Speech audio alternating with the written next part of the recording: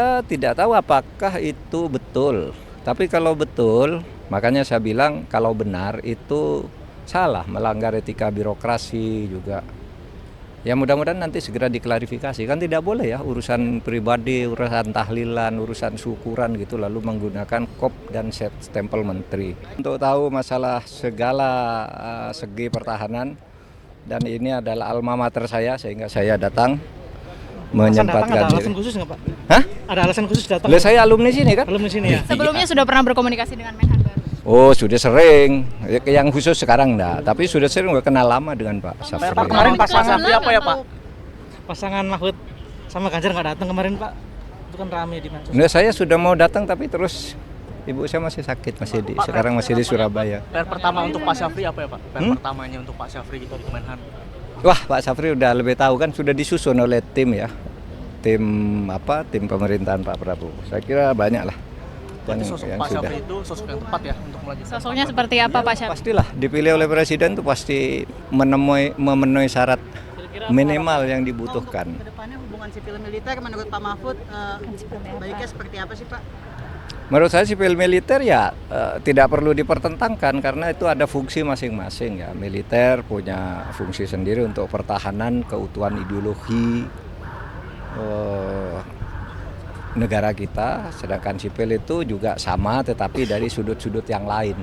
Pak Mahfud, kekhawatiran soal dui fungsi di masyarakat itu perlu dikhawatirkan nggak Pak? Kekhawatiran dui fungsi di masyarakat. Saat ini dan ke depan. Kalau saya sih tidak pernah berpikir itu ya, sebelum belum melihat gambaran daruratnya itu. Tapi kan sudah ada Pak, bahwa ajudan prajurit TNI aktif yang sekarang dijadikan melempati jabatan sipil sebagai sekretaris kabinet. Oh sejak dulu banyak, kan ada beberapa di undang-undang tuh kan memang dibolehkan ya. Tapi untuk Seskap tidak ada Pak di undang-undang. Oh ya mungkin baru pertama ya, nggak tahu nanti kan ada. Itu biarkan bekerja dulu menurut saya pemerintah ini, dan Pak, soal saya yang kira tadi- Pak Prabowo mampu menghandle ini dengan baik. Postingan Instagram Surat Pak Yandri itu gimana Pak? Apa itu? Surat menteri Pak. Saya tidak tahu apakah itu betul, tapi kalau betul, makanya saya bilang kalau benar itu salah, melanggar etika birokrasi juga. Ya mudah-mudahan nanti segera diklarifikasi, kan tidak boleh ya urusan pribadi, urusan tahlilan, urusan syukuran gitu lalu menggunakan kop dan stempel menteri. Karena itu berarti lalu menjadi tugas kementerian. Nanti kita tunggu aja lah ininya. Tapi kalau itu terjadi mudah-mudahan tidak terjadi lagi. Terkait dengan pernyataan Pak Yusril yang Terkait pernyataan Pak Yusril menyatakan bahwa peristiwa 98 bulan termasuk pelanggaran HAM berat. di zaman Pak Mahfud memimpin tim untuk memberikan rekomendasi kepada Presiden penyelesaian pelanggaran HAM secara non yudisial. 12 pelanggaran HAM diakui termasuk 98. Itu bagaimana Pak Mahfud? Gini, yang menurut undang-undang ya, menurut TAP MPR, pelanggaran HAM berat itu harus diselidiki. Sesudah diselidiki ada 18 pelanggaran HAM berat. 5 sudah diadili. Ya, tapi 34 tersangkanya itu bebas semua. Jadi yang boleh menyatakan pelanggaran HAM berat itu terjadi atau tidak terjadi tentu bukan Menkumham. Yang boleh mengatakan itu hanya Komnas HAM menurut undang-undang. Nah, kalau Komnas HAM keliru dalam menyimpulkan itu nanti perlu dikomunikasikan dengan Komnas HAM. Oleh sebab itu waktu saya dulu, karena menurut undang-undang yang menentukan pelanggaran HAM berat itu adalah Komnas HAM, maka apa yang ditetapkan oleh Komnas HAM kita laksanakan. Seperti yang 12 yang sudah diakui oleh Presiden dan diapresiasi oleh PBB. Karena itu ditetapkan oleh lembaga yang menurut undang-undang berwenang menetapkan.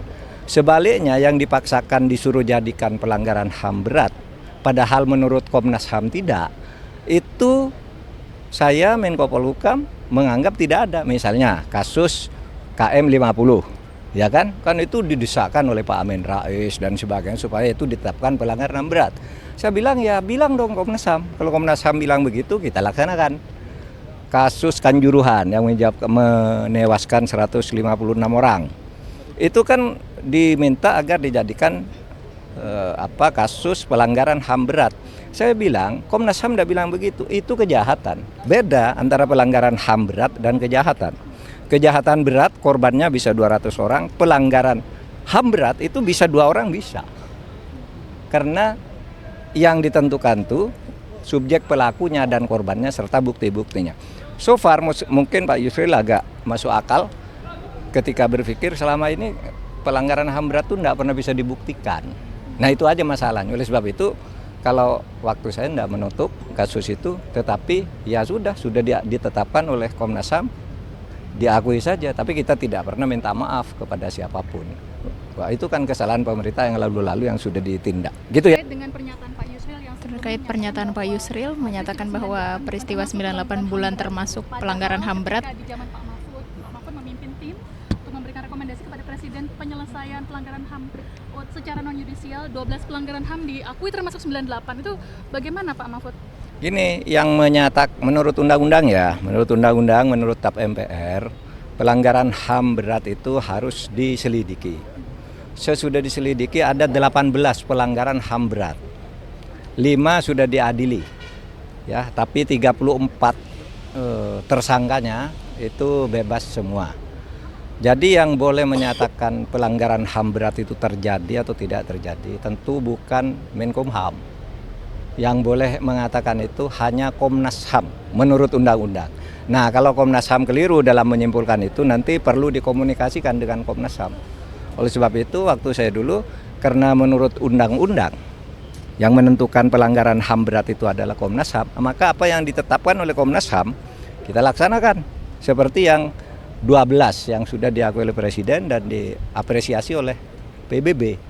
Karena itu ditetapkan oleh lembaga yang menurut undang-undang berwenang menetapkan. Sebaliknya yang dipaksakan disuruh jadikan pelanggaran HAM berat, padahal menurut Komnas HAM tidak, itu saya Menko Polhukam menganggap tidak ada. Misalnya kasus KM 50, ya kan itu didesakkan oleh Pak Amin Rais dan sebagainya supaya itu ditetapkan pelanggaran HAM berat. Saya bilang ya bilang dong Komnas HAM, kalau Komnas HAM bilang begitu kita laksanakan. Kasus Kanjuruhan yang menewaskan 156 orang. Itu kan diminta agar dijadikan kasus pelanggaran HAM berat. Saya bilang, Komnas HAM tidak bilang begitu, itu kejahatan. Beda antara pelanggaran HAM berat dan kejahatan. Kejahatan berat korbannya bisa 200 orang, pelanggaran HAM berat itu bisa 2 orang bisa.